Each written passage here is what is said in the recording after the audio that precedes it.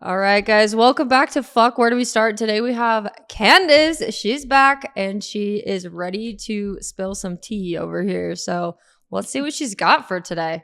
Candace, how are you? Oh, I'm good. How are you? That was a fake ass good. I know. I'm all right. I'm having a good day. Good. I think today is a good day. I think that Mother's Day is more stressful for moms than anybody realizes. Yeah. Yesterday was Mother's Day. Just because I know that it's not like this is coming out live, but I just feel like holidays like Mother's Day and Father's Day, it always just falls on the woman to like plan everything, do everything. Yeah. So it wasn't a vacation day, you know? No, I get that. I mean, I spent the day cleaning my house. I know. It's like, oh, okay, so now I have a moment, but then it's just doing something that helps somebody else too. Yeah. But it's crazy because I had a jewelry event on Saturday, and all day I would ask my clients, like, so are you doing anything special for Mother's Day? And almost every single one of them said, I think I have time to garden, or I think I have time to work in my yard. And I'm like, that is insane.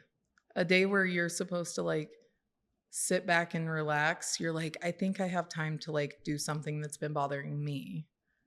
I'm like, that's wild. It's true though. It is. Because that's what I did. Yeah. I'm like, I have the day off, so I get to dedicate like more than 30 minutes to like my boyfriend and my son.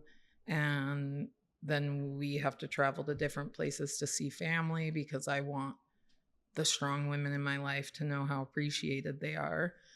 I'm like, one day I'll be the old lady that like everybody can just come say hi to me and I can stay in my pajamas and like not leave my domain. Yeah. I mean, I've actually stopped doing that for all holidays in general. If I don't want to go, I'm not going. Because I grew up divorced with divorced parents. And so you go to 4 different Christmas parties, 4 different Thanksgivings. It's exhausting. And as a kid, it seems fun. Yeah. As an adult, it's like, I want to take a nap. Yeah. I told everyone, I'm like, for my birthday, can we all just get together in pajamas and like take a nap? That's perfect. When is it? June 17th. You're invited. I'll be there. I was like, I don't want to go to dinner, actually. No. I would like to sleep, though. Sleep would be tight. Tight. But I don't know. Holidays, I feel like if you're, and you'll know this, but if you were ever distant from someone, like parents, my family. Yeah. Parents. Holidays hit a little different.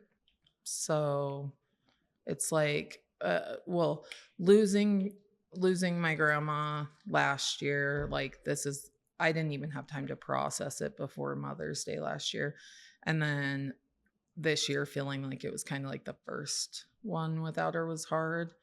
And then just having like my biological dad didn't even reach out to say Happy Mother's Day. I can relate. I'm like, can you at least give me some credit for being a better parent than you ever were? Yeah. Just a tiny bit. Just a little bit of credit would be great because you pulled yourself from the trenches to be able to be the mom and person that you are. You just want a little bit of acknowledgement. Just a tiny bit. Like, I never wanted to be the parent that was like an addict because, I have been the child in that situation. Me too. And yeah, so you get it. It's hard to think about being a parent when you've felt the lack of that presence in your life. But yeah, I'm a little peeved. I'm a little like, it's like, I know we're not like really talking. We're not on talking terms right now, which is 100% not my fault.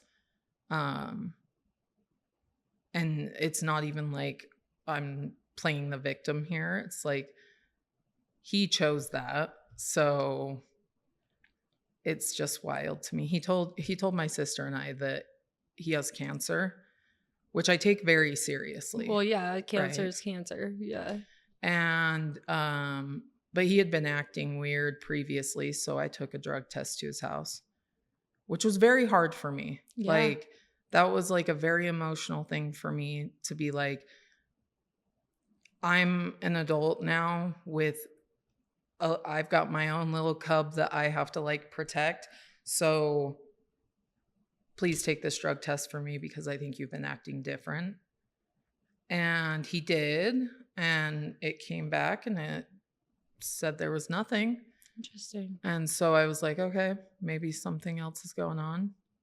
Like, mental health is a thing. Mm-hmm. So benefit of the doubt. And then he tells us like that he has cancer, but he said it in a heated conversation where he was like just talking shit about me to my sister in our group text. And then he threw it out there. And then he's like, well, I don't even want to tell you anymore. I have cancer. And I'm like, manipulation okay. At its finest. I'm like, what stage? Who's your doctor? Like, if I'm a fixer. Me too. So, yeah. So, like, if you throw out, like, I have this diagnosis, then I'm like, then let's get you the best doctors. Let's get you all the help that you need. I wish you would have told me sooner. When can I go with you? Like, I immediately want to help. Like, because that's who you are. And he's like, I don't want to talk about it with you. And that probably hurt. And I was like, okay. You're probably thinking, why did you even tell me then? Yeah. Everyone processes everything differently. And then like, weeks go by and still talk to him and like here and there. And Christmas was coming up and he asked if he could get the boys presents. And he said, I need help picking them out. So I told him, okay, I'll be at, the shopping center for a couple hours. 4 hours pass by. I don't hear from him. And then he texts and says, where are you? And I'm like, I'm leaving Sam's Club. Like, I'm going home. Like, I just waited 4 hours for you. I have a whole ass life. Like, and if I prioritize meeting up with you, I would expect the same respect. Yeah. So, and he said, well, I'm doing my own shopping. And then it got closer to Christmas. And then on Christmas, I was like, hey, what if I cleaned my house. Christmas Eve, I went and bought all this food to make dinner because the plan was for him to come to my house. And then he texted and said, like, Merry Christmas. And I wrote back, like, what time is good? And he's like, well, what time do you guys want to come over? So then I was like, oh, like he wants us to go to his house then? Fine, that's fine. So I asked my sister, she tells me like 6 o'clock. I text him, or 7 o'clock. I text him 7 o'clock. He writes back, works for me. And then not even 8 minutes later, my sister says, oh, wait, actually, like we have to drive out to Ogden too. So let's do 6 o'clock. So I write him back and he goes, well, I can't do that. I already have plans. I'm in Pleasant Grove or something. And like, I'm at dinner right now with friends. And like, you didn't give me a heads up. And I'm like, it's been 8 minutes. I hate that shit. 8 minutes. Oh my God. In 8 minutes, you drove to Pleasant Grove 40 minutes away. That's insane. That's crazy. Some wild fucking superpowers you have. What GPS are you using, man? Like, you got an iPhone? That's not Show Apple me the Maps, trick. for sure. That's not Apple Maps. That's not Google either. So I was just like, okay, like that's crazy. Let's just do it another day. And then he kept like texting these really passive aggressive, like, when can I drop the gifts off for the boys? And it's like, and you and I talked a little bit about this last time, but like, my child does not need material items from you. No, like he wants a relationship. He wants you to show up. You know what he loves though? Hanging out with you. Yeah.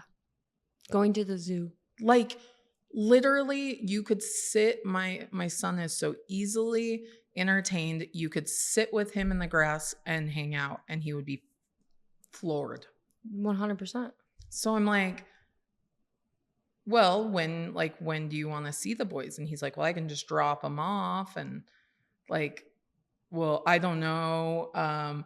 You guys never have time for me. And just like, it was like a Playing the victim. constant guilt trip, like all the time. And I'm like, dude, I'm trying here. Like, what do you want from me? And then he's like, well, throws out his cancer again. And like, mind you, still haven't gotten information. So I've asked him probably 10 plus times who his doctor is, where he's going for treatment. He says he's doing treatments. I heard he was on he told someone he's on a feeding tube. Like, but I keep seeing pictures of him out at bars, not on a feeding tube. So do you feel like it's a true diagnosis? No. Wow. What a harsh card to play. 100%. I don't believe it. And I told him, I think you're full of shit. Verbatim in my text. It's gotta be hard though. It was hard. That's a hard thing to tell someone. I don't believe you about cancer. That, yeah. Like, that's a really crappy situation for him to put me in. Almost sounds like it was intentional. Yeah. And I know that this isn't true. I know it's not, but it's hard for me to not think that he just loves to hurt me. I almost feel the same way about my dad. So I don't think that that's not true. Maybe it's their subconscious, you know, my dad specifically, like, he'll say things to me that are hurtful. And he knows that they hurt me, but he says them anyway. It's like, it feels like they almost can't help it. Mm-hmm. Like, I don't think he gets enjoyment out of hurting me, but I think it's his defense mechanism. Yeah. You know, he's like, well, either he relapses and I'm going to find out, so he pushes me away. Yeah. Or he, like, it's usually when he's not doing good, like when he's doing something he shouldn't be doing. So to put his guard up, he doesn't just like nudge me away. He like hurls me. Legit away. kicks you down. Yeah. Yeah, I mean, it's so hurtful, especially with that being your biological blood dad. You know, it's like, I feel the exact same way with my dad. I'm like, how come you let people do these horrible things to me? How come you do these horrible things to me? Like, do you find this fun? Is any part of this enjoyable for you? Because I'm miserable. Yeah. And it's not fun. You're like, I want to get off this ride. Yeah, I didn't choose for this. I didn't sign up for this shit. No. It's insane to me. Like, I don't get it. I will say, at least your dad like has been with like the same woman, because then at least you know what you're working with. Yes, my stepmom has definitely been my stepmom for way too long, for about 25 years. Too long. 25 years too long. And, you know, I would say my dad's not happy though, personally. And so, do I know what to expect? Absolutely. Is my dad an addict? No. But he was a cop. He was very rude, very hard-headed. My stepmom, vile. But my mom was an addict. And with your dad being an addict, it's so hard to trust them and believe anything that comes out of their fucking mouths, because they have let you down time and time and time again your whole life without them even realizing it. And I feel like I look at him through the most unjudgmental glasses. Like, I don't blame him for having his addictions. I don't. He had a really messed up childhood, like a very messed up childhood. And his only like male role model was his mom's husband, who was incarcerated. So not really a good one. Yeah. So like, you know, he grew up going to visits at a prison. It like glorified that life. Yeah. And I know that he had a lot of really messed up shit happen to him. And the last time he was in prison, my uncle passed away, and my uncle was like one of the people I was closest with on that side. Probably more like your dad figure. Yeah. Yeah. He definitely like picked up when my dad was slacking. He would like always send reassuring stuff to me, and that's nice. Like try to be there. But I thought that would be like a wake up call. Like, okay, I had been, I guess, no contact with my dad for years. He was in federal prison, and when I found out that my uncle passed away, I was the first person to immediately call the prison and ask them if they could please have him call me, and to ask them to have a I forget what they call them. They're like a furlough? No, it's like a therapist, but like a religious therapist. Oh, chaplain. Yeah. Chaplain. So I was like, if you can have a chaplain with him when he calls me, like that would be great. Because like I want there to be someone that he can turn to and not just have to process that alone. Well, it's either that or he's going to go probably beat someone up. Right. Yeah. So I'm like, you know, yeah, I'm looking after him. And then, you know, we started talking again after that. And then eventually he got out. And that was the last time that he got out. And I mean, I think he's on like his third girlfriend. Like he's been out for like a year and almost like a little over a year and a half. But I don't know the current girlfriend. I don't know. But I think she has kids and stuff. And so he spent Mother's Day with them. That hurt though.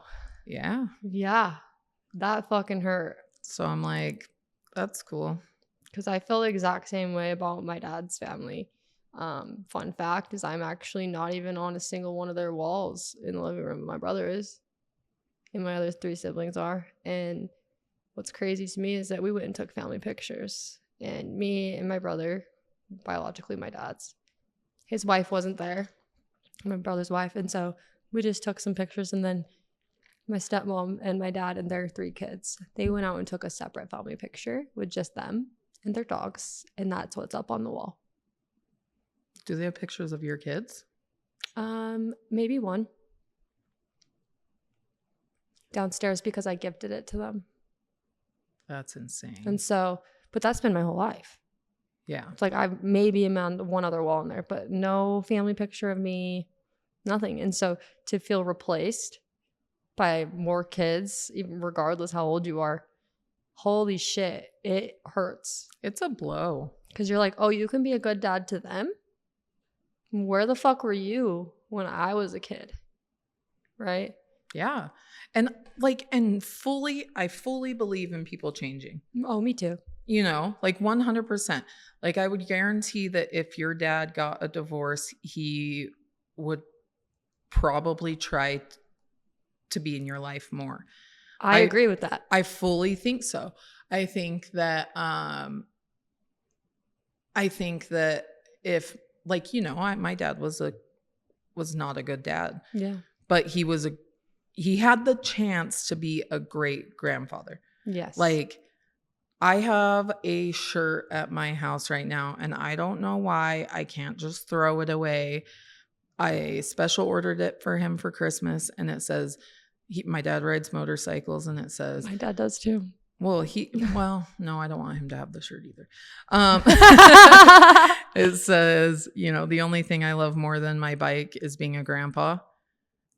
And I was going to give that to him on Christmas and start introducing him to Waylon as grandpa instead of our friend Scott. Yeah. So it's been sitting in my garage, and I'm like, it's a very pointed shirt. Like, who is going to use this? Who am I? I don't have anyone else to give it to. So I'm like, do I have a bonfire, like a healing bonfire? Do I cut we'll it? fuck that shit up. Yeah, I'm like, it's got to count for something, right? But it's like, it sucks. I don't want to. I think the reason that I haven't done that yet is because I'm like, well, what if he comes back around and admits that he was wrong and all this stuff, But I'm like, also, my life seems easier without getting guilt tripped, and I shouldn't get verbally abused by the person who wasn't around me. Nope. Like, that's super unfair. Doesn't even know you. No. And like, the way that I used to handle stress was drinking. So it's like, I don't want you to come and stress me out and like make me feel these feelings that I used to cover up with alcohol, because then that's going to make me have triggers. And like, I know as of right now, I know that I will never drink again. That's good. But if I walk out this door and something insane in my life happens, I can't guarantee you that I wouldn't go grab a drink. Yeah, because that was your coping skill. Yeah. And I'm the only person who truly knows that I'm not going to drink again. But it's not my job to tell people or try to convince people that like that's my truth and I know I'm not going to do it again. You don't have to convince nobody shit. Nope. And the only person that matters is you inside that heart, telling yourself what you are and what you're going to do. Because I know looking at you, you're not trying to drink. I'm too tired to have a hangover. You're a mom. You're a business owner. You are running around all the time. Like, you have a full-on relationship. You have a household. Like, no. I don't even have time for that shit. No. And like, because my boyfriend is a recovering addict, because I am, because my father is, I bought a pack of, I didn't buy just one drug test. It was cheaper if I bought a pack of 5. Get it, girl. So got like a little box of like tests in my garage. And I'm like, Caden and I have always had this open agreement that if either of us suspect that the other one is like using anything, we can test each other, it's never gotten to that point. I don't think it'll ever get to that point. But just to know that that agreement is there is enough security, I think, for both of us. It kind of holds you both accountable. Yeah. Yeah, it's like, well, if my partner notices that I'm a little off, they can be like, hey, I think you're not doing so well. Let's take this test and get you some help. Yep. And like, if it's not you using, then it's your mental health. And that is just as important to take care of as maintaining your sobriety. I think they go hand in hand. 100%. Mm-hmm. If you can't get to the bottom of why you're drinking or why you're using drugs, how are you supposed to manage it? Exactly. It's like getting hired on to run a company, but them not telling you what the company's about. And they're like, go ahead. That's kind of how it was at my last job. Yeah. Did it work? Nope. Exactly. I got fucked up. I got stranded in Florida, bro. Yeah. It won't work. It won't work unless you know what you're up against. Like 100%. When I went to treatment, they put me at this house that was like mental health focused, because it was like somebody had COVID at the house that focused on addiction. So I had to wait a couple days. So I went to this other house for 2 days. And after talking with the therapists and stuff, they're like, we actually think this is a better fit for you, because we're going to focus on like mental health first and addiction second. That's smart. Yeah. Start from the bottom, figure it out. And then how do we manage? So it was good to try and get to the bottom of why I have these mental health Superpowers. I don't know. Yeah, I I was don't gonna like say- calling them issues. They're not issues. They're just like, we're just products of our own environment, honestly. Like, they just wanted to help me realize my mental health. Be aware. Yes.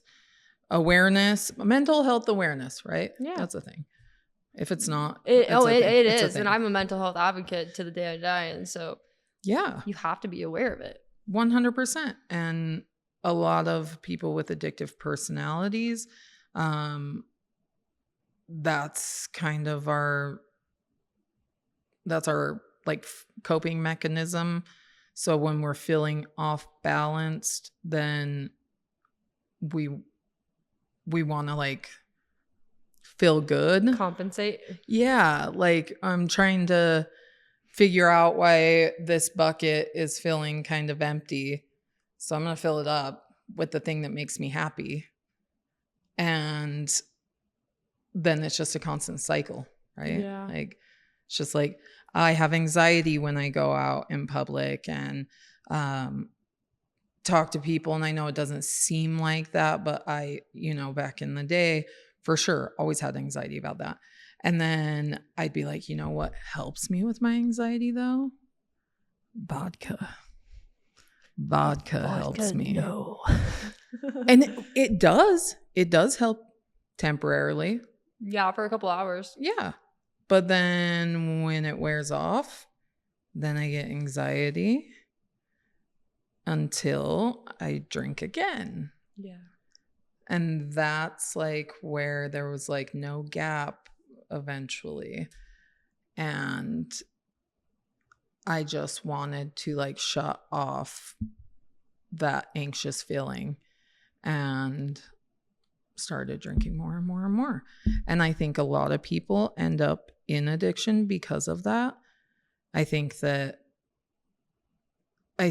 we chase this like happiness, and there are things that are illegal that people do to get that happiness. And then the hardest one of all is what you can pick up from the grocery store. I honestly hate that it's so easily accessible. Because there are people who struggle with it. And I know Utah just did a new thing where you can get like a no liquor, no alcohol sales on your license if you've had several DUIs, stuff like that. And I want my mom to get it so badly, just because of her history. Why not just put that stop to that, right? Why not just don't be able to buy it? And as much as I agree with it, because I think it is good, it puts the people who have to turn her down in a very awkward position. For sure. Like, because it's like, I 100% I agree with it. But then also, if I'm selling someone a drink and they pull out their license and show it to me, and I have to be the one that's like, sorry, like I can't do it. Drinking makes people act very erratic at times. So I'm like, well, then, like, if I'm telling someone who isn't thinking about it clearly and they're upset with me, how's that going to go for me? Yeah, volatile. They could get it that way. Yeah. So that's like my only concern with that. I do see that for sure. But I agree, because I think most people, if you're turned down one time, then you learn. You're like, oh, okay. It's like trying to go buy cigarettes when you're underage. Right. Right. They let you buy them one time. Like, I'll be there every Wednesday. Like, what? Yeah. I think that it's and we're in Utah where alcohol is more monitored than it is anywhere else. It's very monitored here. And I think that that's why the addiction rate is so high. Because they have to drink more. Because we're trying to consume as much as we can while it's readily available, because the liquor stores close at 10 o'clock and then they don't open up again till 10 or 11, I think, depending on the location. And then bars can only serve you from this time to this time. Restaurants, you have to buy food before. There's like so many rules around alcohol that it makes it, I think, more desired. Yeah. It's like, why are all these rules on just alcohol Yeah. when there's actively like a fentanyl crisis and heroin crisis and meth and cocaine, when alcohol is the root of a lot of it? Mhm. You know, they used to say weed opens the doors, right? No. I think it's alcohol. Alcohol's the gateway. Alcohol is the gateway to hell. Mm-hmm. And unfortunately for me, I had my first drink at 15. Yeah. See, I just think that because there's such a dark cloud over alcohol, and in my generation, you know, we had the DARE program, which I was like big in the DARE program, like wrote essays for my school district and stuff. I love that. But look at me now. Look at me now, Mom, I made it. I'm doing it. But I think that like putting an emphasis on alcohol and how bad alcohol is, they didn't go over any like heavy drugs. They talked about weed and they talked about alcohol. And I was like, I will never do that. And I like hid my dad's cigarettes and like hide beer and thought that I was like, you know, really making a difference. And I'm like older now thinking, well, all that stuff that they tried to do to scare us away from it kind of pushed us into it. Cause then we were curious, like, wait, why?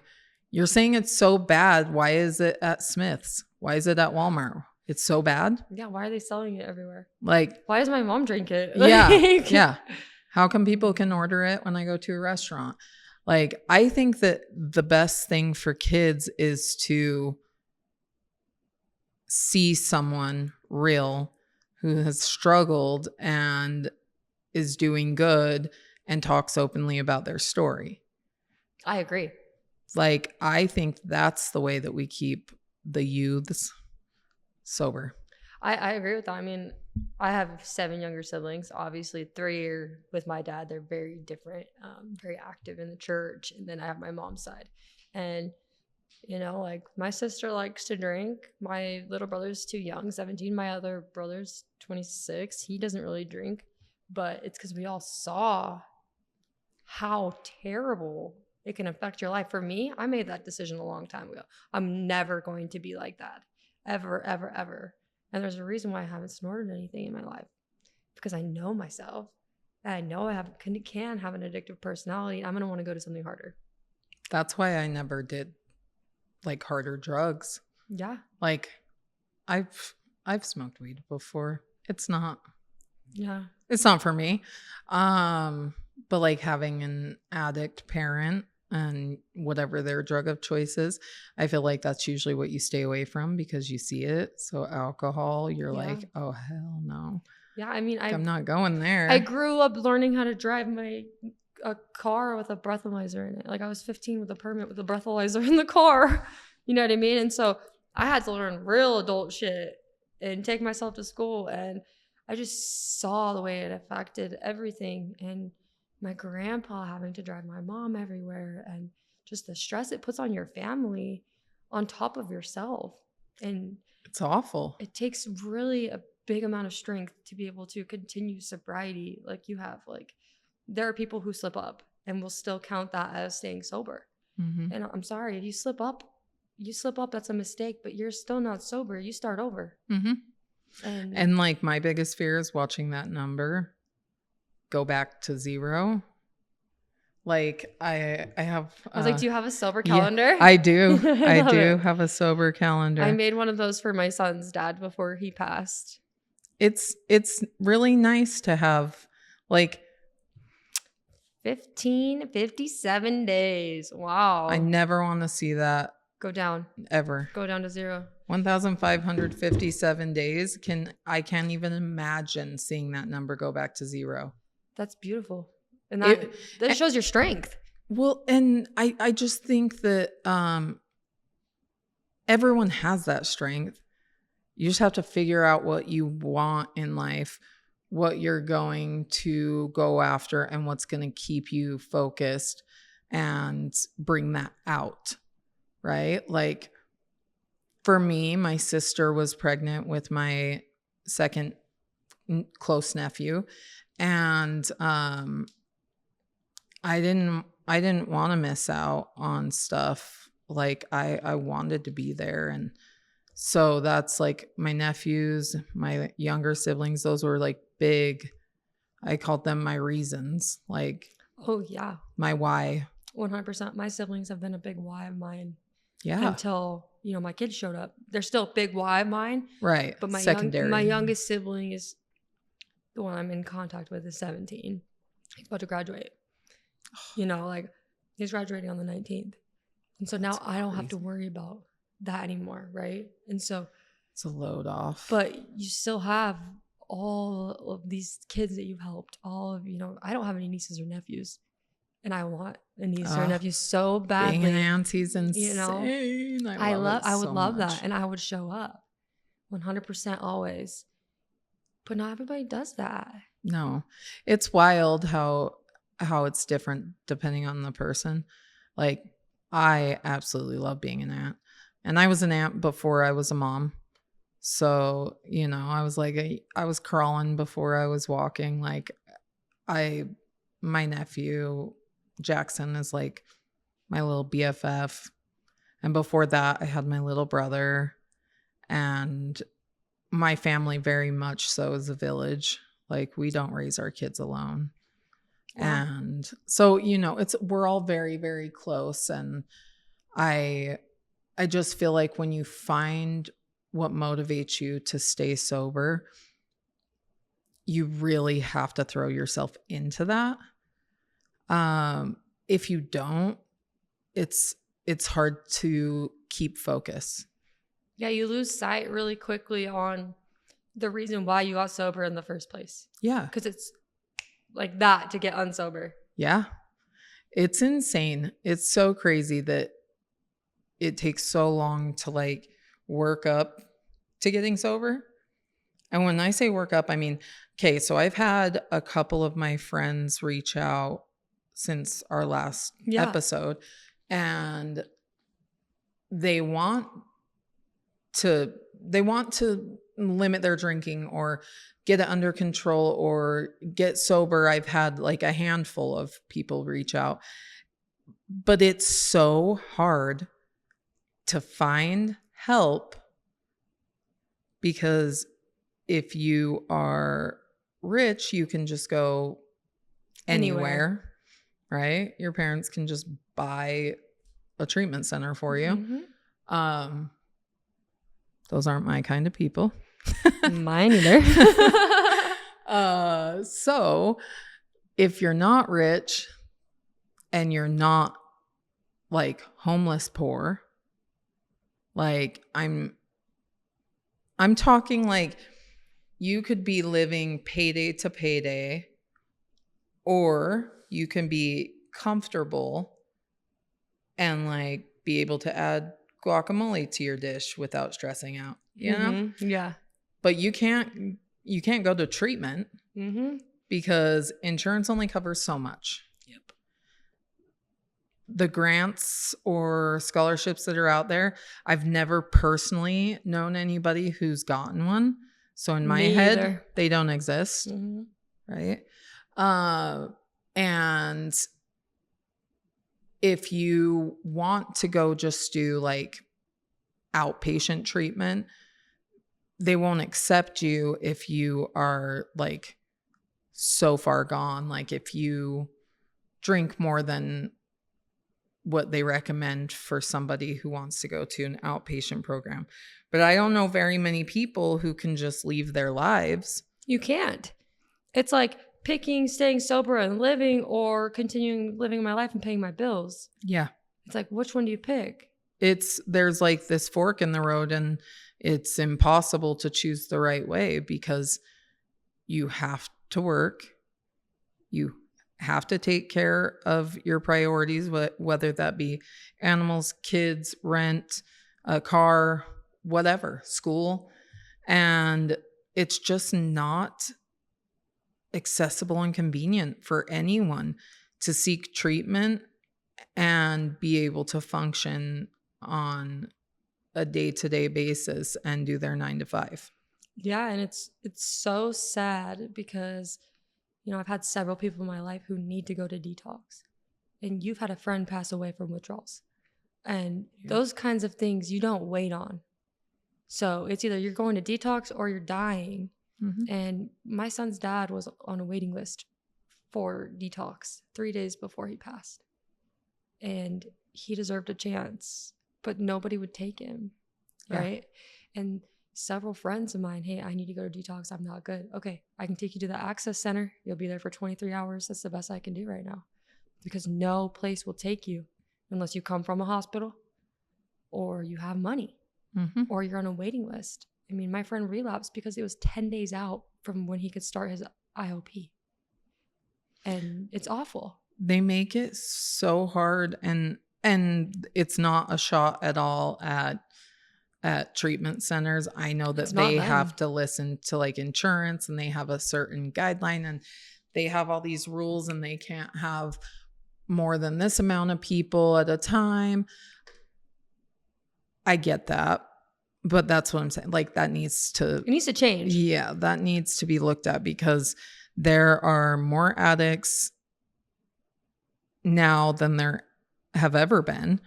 And a majority of them are the middle class. We just don't know what to do.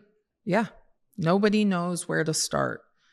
And the only reason I knew where to start is because my dad that raised me, he got sober from alcohol like 25 years ago.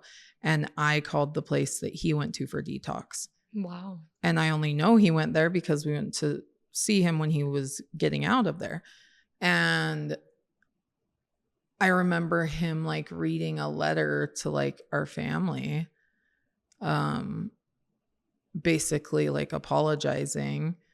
And like that will like always stick in my head, because I was like 14. So I was like, what? Like, why is he sorry? Like, what? He said sorry though? Oh yeah. Wow. Yeah. My dad that raised me, he's very humble, and he isn't going to just like put up a front. Like if he's wrong, he's going to say he's wrong. I love that. Yeah. He's like the complete opposite of most addicts. So for me, I'm like, you know, he went there. It's got to be good enough. Yeah. So they tried to tell me no on the phone. I will make that clear. They tried to tell me no, and I said, listen, my alcohol's going to wear off. I'm out of booze. If I don't come in right now, I could die. But you had to tell them that. Yeah. I basically had to force them to take me into detox. Well, it's because you had no one advocating for you either, and you did it drunk.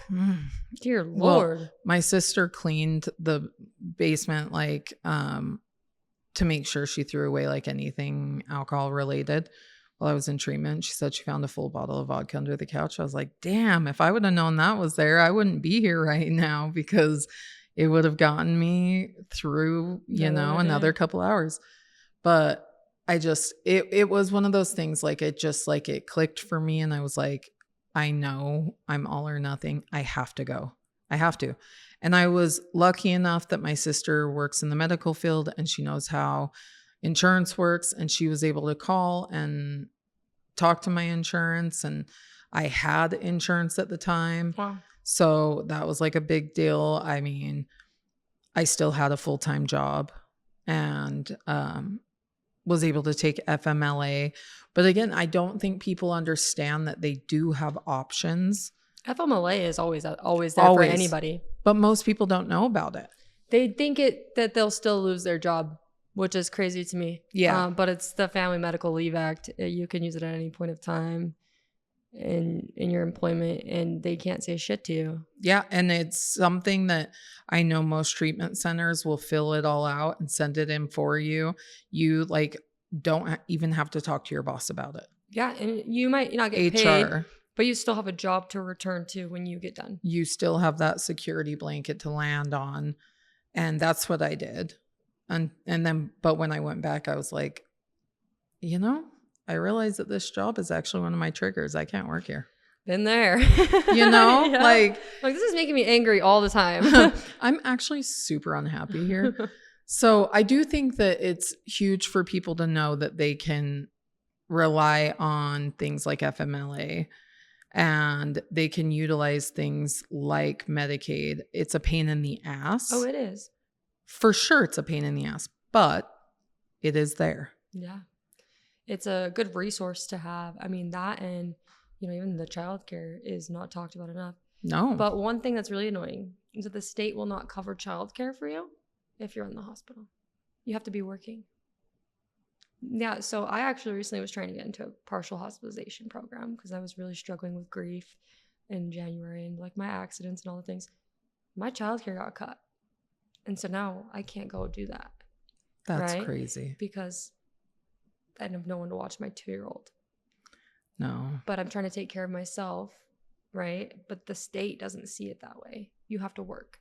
And so that's another disconnect is like a lot of these parents who need help, they can't go get help because next thing you know, CPS is at their fucking door because they have no other people to help with their kids, right? Agreed. My son would go straight to the state. Well, it's one of these things where like, how do you expect me to dig myself out of a hole without a shovel? Like, they want people to work, but most people can't work until they do have money because how are they getting around? Yeah.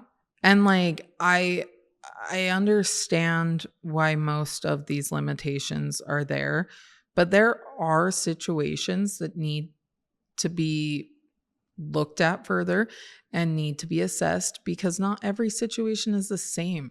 Like every single person that I know that needs some sort of assistance, some sort of help or guidance, none of them have the same story. So why are we generalizing everything that the state offers for help, all these taxes that we all pay all the time? We should be able to utilize those things. 100%. Like, and I will say that I think if you're on like Medicaid or food stamps or anything that's like government based, I think that they should be able to alcohol and drug test because I think as long as you are clean and you're trying to be healthy and you're trying to get a job and trying to be a part of this fucked up society. Yeah. We all want to be a part of this like crazy fucked up society. It's we're just like trying to live, man. It's a rat race and we were told that we should be a part of this. So we're trying really hard. And I just think that if they looked at every situation from a new point of view, a new perspective for each person, it would make a bigger difference. But I don't think they have enough employees to make that happen. And I don't think that they have enough problem solving skills to figure it out. No, I mean, it's ridiculous that you have to wait to get into rehab, that you have to wait to get into detox, that you have to wait to get mental health help, or you go to an access center. It is so ridiculously sad that even for me, when I admitted myself in January, it's because I self-harmed for the first time in 15 years because I wanted to get rid of that feeling of anxiety. Yeah. I couldn't get rid of it.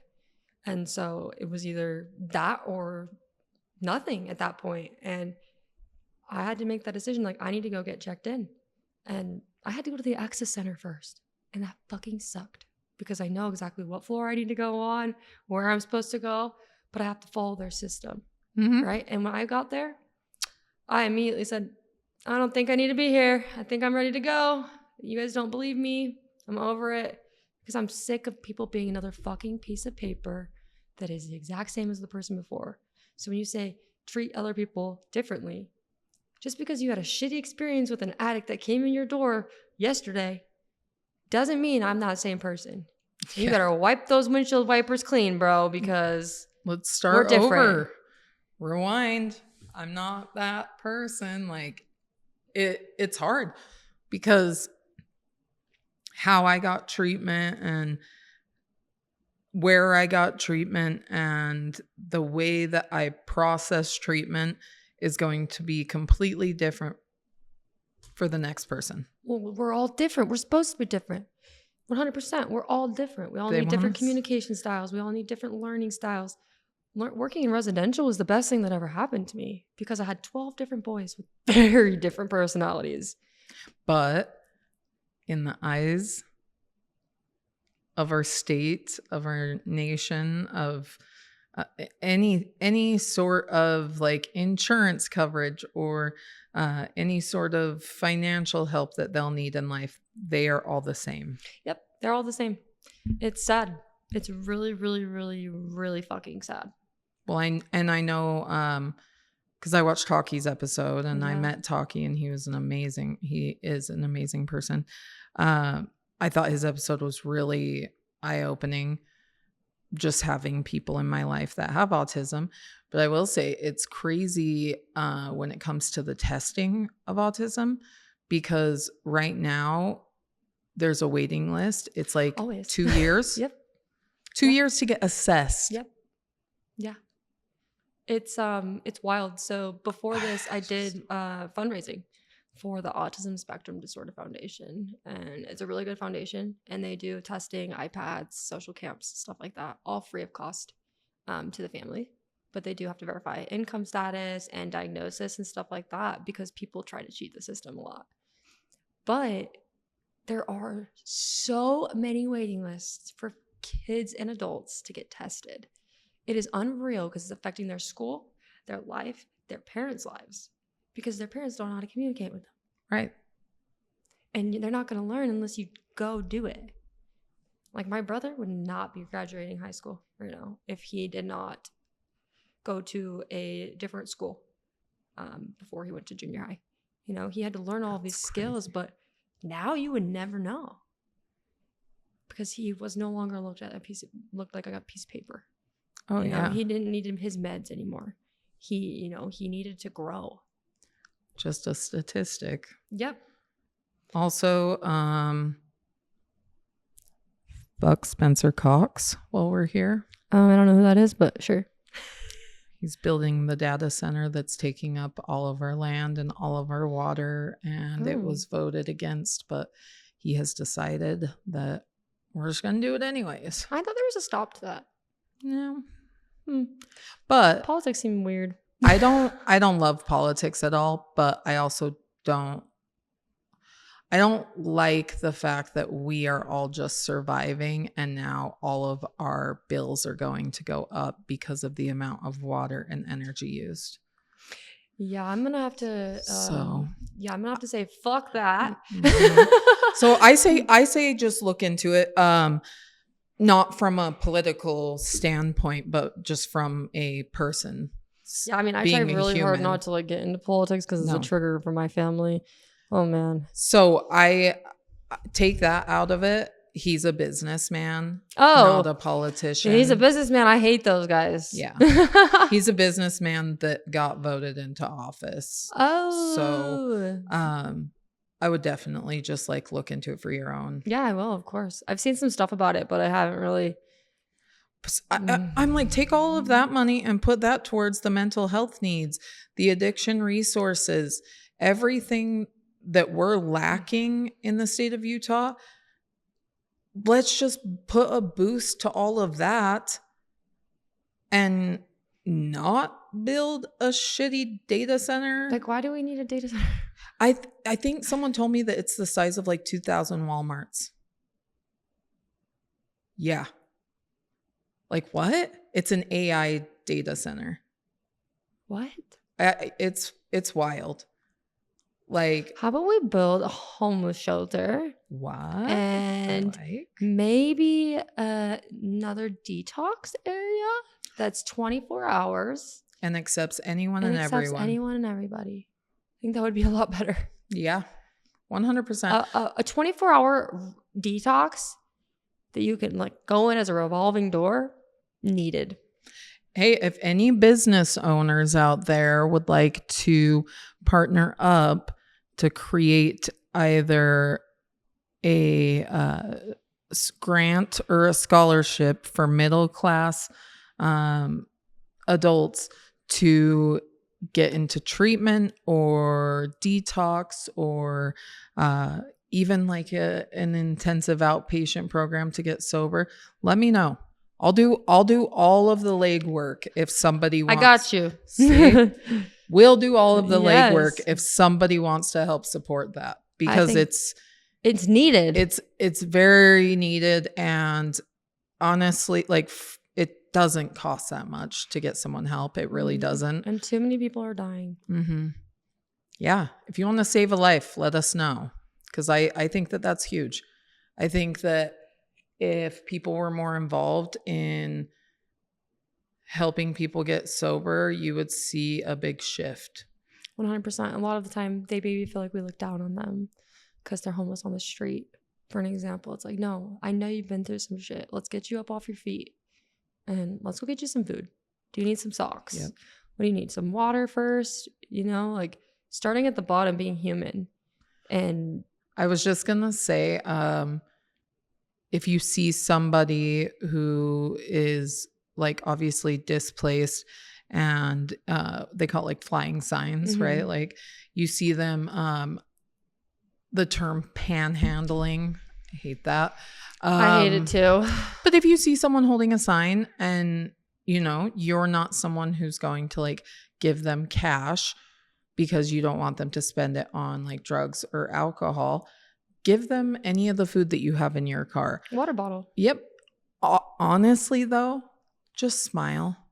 Wave. Humanize them. They are people. Like, you don't need to ignore them. You can just say, I hope you have a good day. You don't even need to speak, though. You could just smile. It's all about the smile and like eye contact and, feeling like, wow, I'm not alone in this world. Somebody acknowledged me today. Mm-hmm.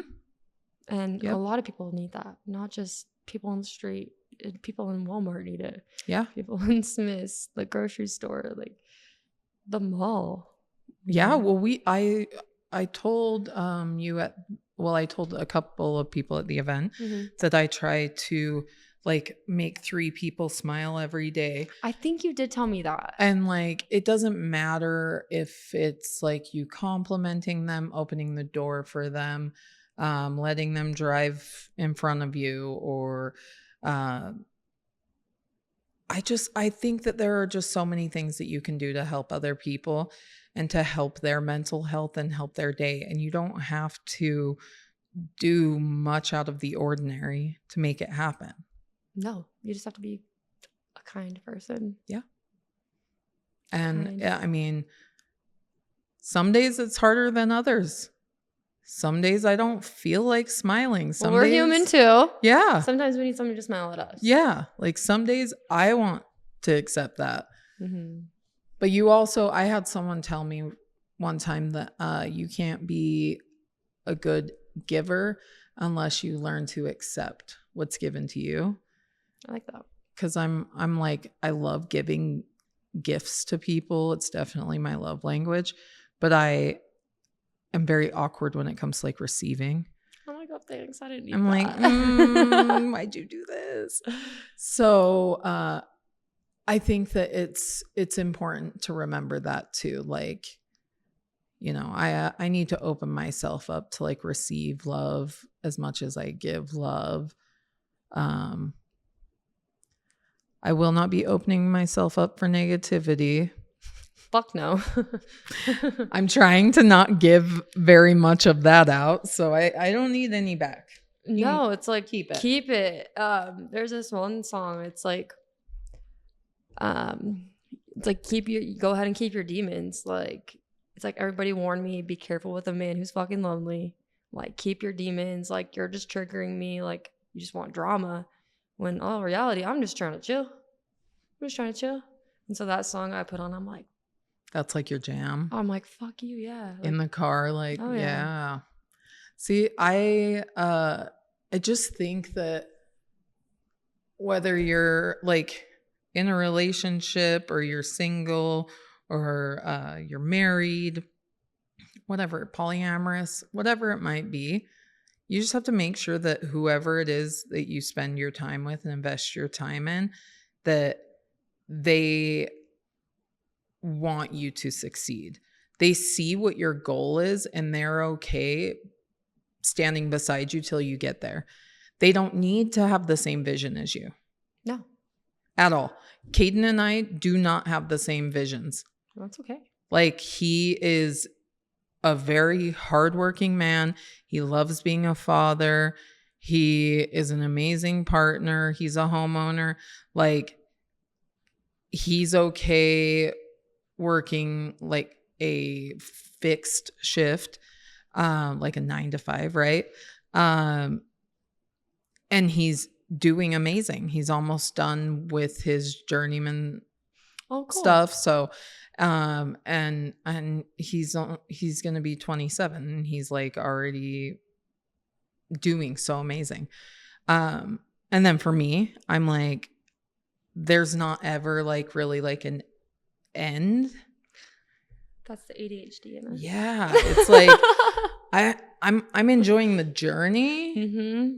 And then there's like just a lot of like branches. A lot of leaves being grown at the same time. And so there's never like really an end for me. Like, I'm just like, no, I'm going to keep going. No, I'm going to keep going. What's next? Yeah. What's next that I can do to challenge myself? Yeah. And I'm the exact same way, but you know, some people are just totally fine just living their 9 to 5 and chilling, working hard and chilling, and that's okay. And you don't have to align on like the end goal. You just have to respect the other person enough to stand by them while they are doing it, while they're on their journey. I love that.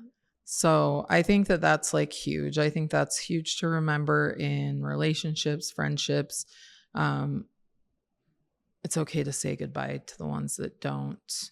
And I don't even like when people say like, say goodbye to the ones that don't serve you, because really it should go both ways.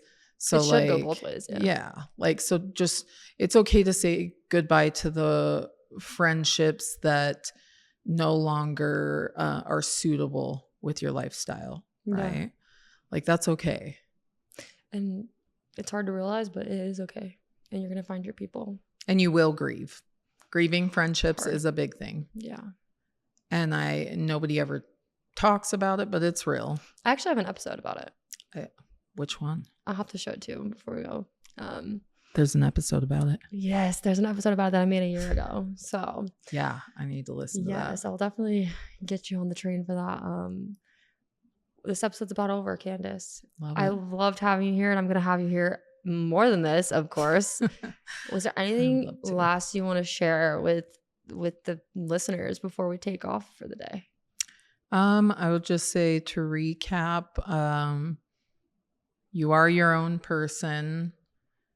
You're not what you came from, and you're not even necessarily where you're going. Just be you, be genuine, be unapologetic about being real to yourself, but also don't be a mean person. And if you are struggling with mental health, or you're struggling with addiction, I would say always reach out to me. I will do my best to point you in the right direction or help as much as I can. And I have a list of resources that I can send to anyone who would like that information. Can I add that to my website? Yeah. Cool. We're going to get all that squared away then. That'd be amazing.